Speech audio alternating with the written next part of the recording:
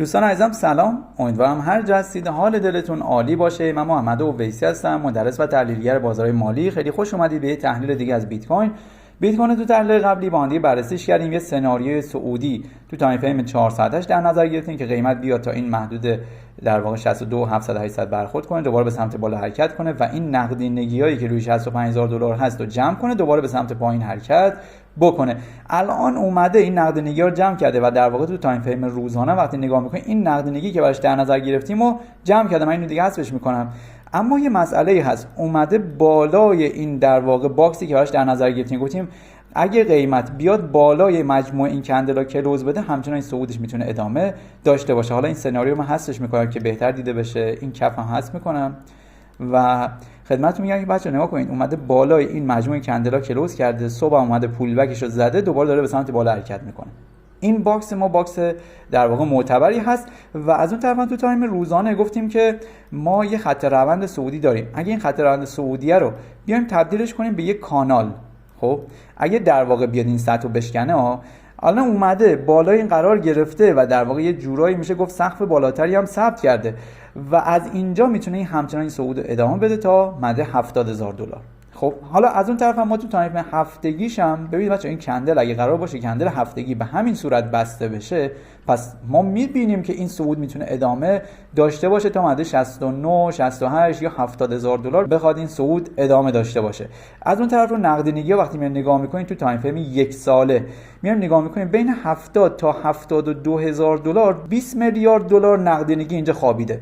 زیرش رو نگاه میکنیم روی $34000 بازم اینجا 20 میلیارد، من نشونتون بدم، 20 میلیارد دلار اینجاست، 20 میلیارد دلار هم اون بالاست. پس اگه قرار باشه بخواد بیاد نقدینگی رو جمع کنه، حالا چه از بالا چه از پایین، باید این کندل هفتگی همین جوری بسته بشه، یعنی نشون بده آقا این همچنان خواهد صعود ادامه بده. حالا اگه بخواد قرمز بسته بشه، یک کندل دوجی بسته شه یا هر جور دیگه که غیر از این باشه، این ریزش میتونه ادامه پیدا کنه و بریم برای تارگت هایی که این پایین در نظر گرفتیم. حالا من این تارگت ها رو دیگه حذفشون میکنم چون دیگه اینا به کارمون نمیاد. دیگه رفت اون سقف بالاتری که قرار بود نزنه، دیگه رفت این سقف بالاتر رو زده و در واقع بالا این کندلا کلوز کرد. بجز اینکه بچه‌ها اینجا فیک بریک اوت کنه به سمت پایین بیاد که دوباره بریم برای ریزش. که اگه تو تایم فریم 4 ساعت نگاش کنیم، ببین این رونده همچنان، ببین رو همین خط روند صعودی داره ادامه پیدا میکنه. حالا همینا تبدیلش کنم به یک کانال، ببین باز کجا میشه؟ سقف این کانال میشه همین محدوده 68 $69000 تو همین مد. یعنی احتمال این که بخواد، چون اومده بچه این بالا قرار گرفته، یکم کارو سخت میکنه. حالا یکم بیاد بالا، دوباره بریزه بیاد پایین، بیاد در واقع تا این اوردر بلاکه دوباره به سمت بالا حرکت بکنه تا 68 $69000 و تا زمانی که بچه ببین ما اومدیم قبلش باندی بررسی کردیم، گفتیم اینجا یک کف حمایتی داریم. من رنگش رو عوض کنم براتون. اینجا یک کف حمایتی داریم. تا وقتی که این کف شکسته نشه روی $62000 نمیتونه به کفای پایین‌تر بره. اگه بخواد این همچنان ادامه پیدا کنه و دوباره بیاد کف دیگه بالاتر بزنه، خب پس تا زمانی که بچه‌ها این کفای ما رو نشکنه، نمیتونیم بگیم روند نزولی شده. حتی اگه از اینجا بریزه بیاد پایین، تا زمانی که مده $62000 شکسته نشه، نمیتونیم روی نزولش حساب کنیم. خب این از این. و حالا خدمتتون میگم که من همین باکس هم حذفش میکنم. دیگه این باکس قرار بود تو تایم روزانه شکسته نشه ولی اتفاق افتاد. ولی خب نقدینگی‌ها رو هم جمع کرد دیگه. اگه شما بیاد نگاه کنید تو تایم فریم 24 ساعته نگاش کنیم، تمام این نقدینگیایی که اینجا روی $65000 بود جمع کرد، دوباره برگشته. ببین نقدینگی روی 66 هی میره بالاتر میریزه، دوباره نقدینگی ایجاد میشه. چرا؟ چون همه دوباره دارن شورت میگیرن. خب ببین بچه‌ها، مثلا اینجا اومد این بالا قرار گرفت، همه اینجا شورت گرفتن، دوباره برگشت بالا. خب پس این تا زمانی که روند عوض نشه نمیشه رو شورت گرفت. پس اگه بخوایم لاین بگیریم، پس سعی می‌کنیم توی اصلاحاتش ورود کنیم لاین بگیریم. برای شورت که فعلا مجاز نیست.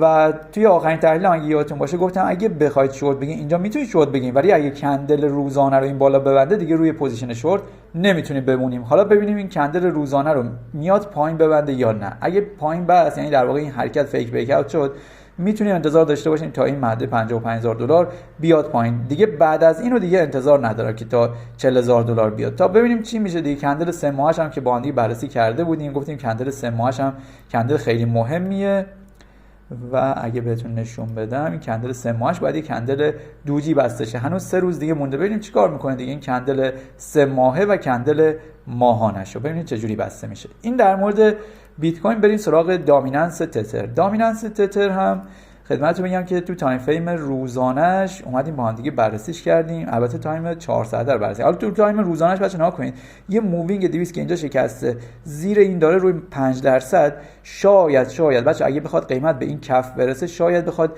یه شادوی تا این در واقع مووینگ 200 بزنه. خب این کارو سخت میکنه برای ما، یعنی برای پوزیشن شورت دیگه نمیشه روش حساب کرد روی بیت کوین.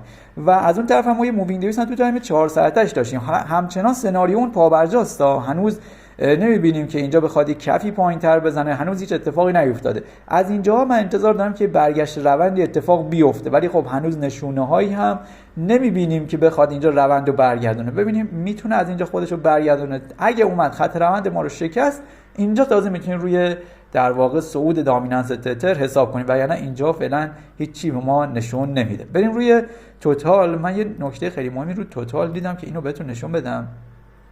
روی توتال وقتی نگاه میکنید تو تایم فریم روزانه‌اش، ما یه خط، البته یه خط روند از تو تایم هفتگیش نشونتون بدم، بعد میاد تایم روزانه. یه خط روند تو تایم هفتگیش داره که این اوکی. تایم روزانه‌ش هم وقتی میایم نگاه میکنیم، یه خط روند دیگه اگه بخوایم اینجا بکشیم، این خط روند رو نمیشه گفت الان شکسته. یه مووینگ 200 هم دقیقاً بالا سرشه. حالا میگه کوچولو بزنه بالا، اگه بیاد دوباره این زیر قرار بگیره، یعنی ما توتال الان میتونیم بررسی کنیم که دقیق‌تر به اون نشون بده چه اتفاقی میفته. توتال اگه بالای این مووینگ 200 تایم روزانه قرار بگیره، حرکت صعودیش تا این خط روند بعدیش ادامه داره. ببینید بچه‌ها این خط رونده است، این خط روند بعدیش اگه اینجا بالای مووینگ 200 یا در واقع بالای این سطح مقاومت، اصلا این فکر کنید مووینگ 200 رو ندارید، خب بالای این سطح مقاومت کلوز بده تو تایم روزانه، حرکت صعودی بعدیش ادامه داره. حالا این خط رونده رو هم من میتونم از این شادوها بگیرم، هم از این شادوی بالا این نقطه.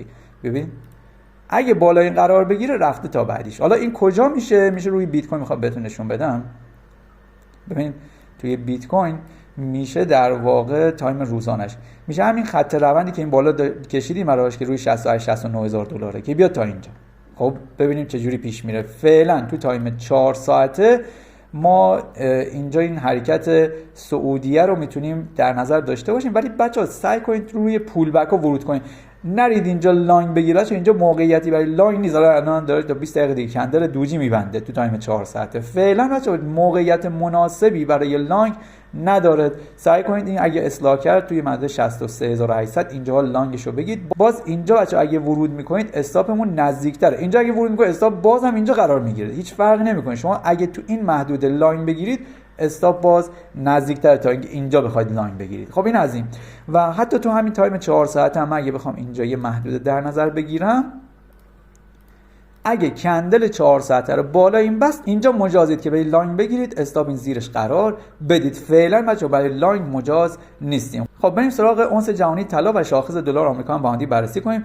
طلا تو تایم فریم روزانه بود، ما اومدیم یه سناریو براش مشخص کردیم، یه تارگت هم در نظر گرفتیم، گفتیم بالا این کندل نباید کلوز بده. خب الان می‌بینیم که نه، نمیشه گفت بالا این کلوز داده، یکم مماسه انگار با این کندل. حالا ببینید کندل بعدی تاییدش میکنه، یا اگه کندل اومد زیر این. اگه بخوام تو تایم 1 ساعته بهتون نشون بدم بچه‌ها طلا رو، من اینجا رو اگه بخوام یه خط روند در نظر بگیرم، خب این خط روند صعودی برای طلا، زیرش رو اگه بخوام یه حمایت در نظر بگیرم، اینم دقیقاً مثل بیت کوین دیگه بچه‌ها، نگاه کنید این هم مثل بیت کوین.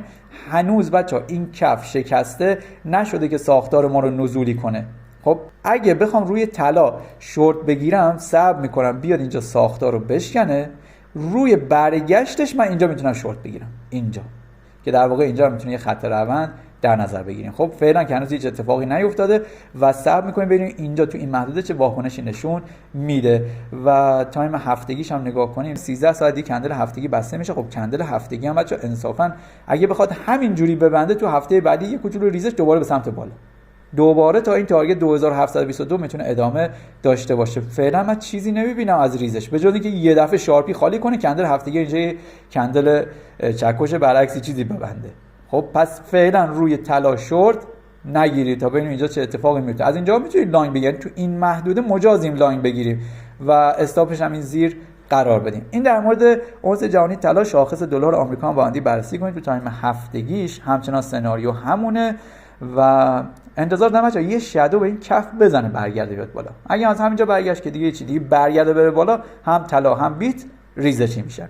در مورد همستر هم زیاد سوال پرسیدید. تو تایم 4 ساعتش من دیروز یه تحلیل توی کانال تلگرام گذاشتم براتون و گفتم آقا اگه این کف روی در واقع 2.65 بیاد کندل زیرش قرار بگیره شکسته بشه، دیگه این در واقع نزولی و ریزش بیشتری هم داره. از اینجا به نظر من باید برگرده بیاد تو کانال و تا سقف این کانالی که روی 0.13 هست 0.013 تا اینجا بیاد این صعود رو ادامه بده. از اینجا به نظر من باید حمایت بشه. اینجا محدود خیلی خوبی. اگه بیاد زیرش قرار بگیره که هیچ چی دیگه کلا ریخته.